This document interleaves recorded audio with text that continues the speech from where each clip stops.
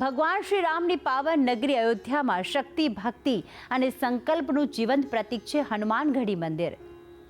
સરયુ નદીના પાવન તટ પર સ્થિત આ દિવ્યધામમાં બિરાજમાન છે અંજની સૂત પવનપુત્ર હનુમાનજી. શ્રી રામના પરમ ભક્ત અને અયોધ્યાના રક્ષક. માન્યતા છે કે ત્રેતાયુગથી અહીં હનુમાનજીનો અખંડ વાસ છે. અયોધ્યામાં શ્રી રામના દર્શન પહેલા હનુમાનગઢીમાં આવીને હનુમાનજીની પૂજા કરવી એ શ્રદ્ધાળુઓ માટે અનિવાર્ય માનવામાં આવે છે. તો આવો હનુમાનગઢી ધામનો મહિમા સાથે મળીને જાણીએ. તે છે માતા અંજનીના જાયા. તે છે શ્રી રામના પરમ ભક્ત. તેઓના દર્શન થકી દૂર થાય છે જીવનના તમામ દુઃખ અને તકલીફો. અષ્ટસિદ્ધિ અને નવનિધિના દાતા છે મહાવીર હનુમાન. તેમની કૃપા જો જાતક પર પડે તો જીવનના સઘળા કષ્ટોનો નાશ થઈને જાતકને સૃષ્ટિના તમામ સુખોની પ્રાપ્તિ થાય છે. સંસારની કોઈ પણ કઠણાઈ કેમ ના આવી પડે? જો તમે દાદા હનુમાનનું સ્મરણ માત્ર પણ કરી લો તો આપનો બેડો પાર થઈ જાય.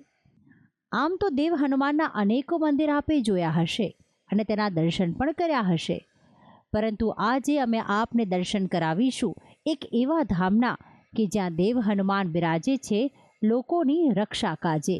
અયોધ્યામાં સ્થિત છે દેવ હનુમાનનું પાવન ધામ.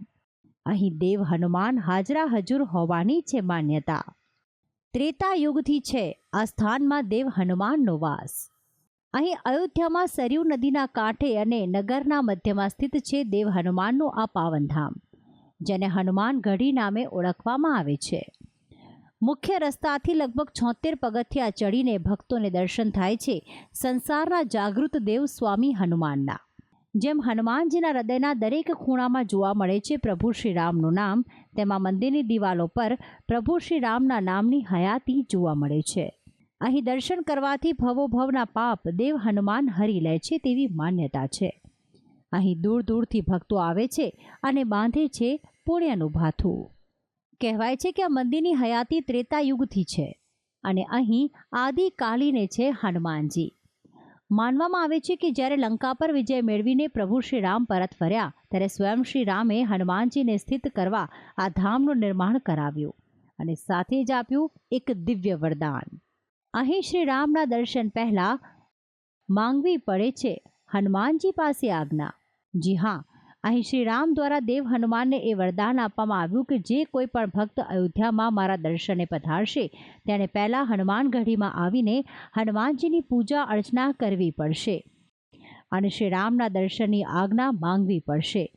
તો જ શ્રી રામ તે ભક્તની અરજ સાંભળશે અને તેની વ્યથા અને સમસ્યાઓ દૂર કરશે.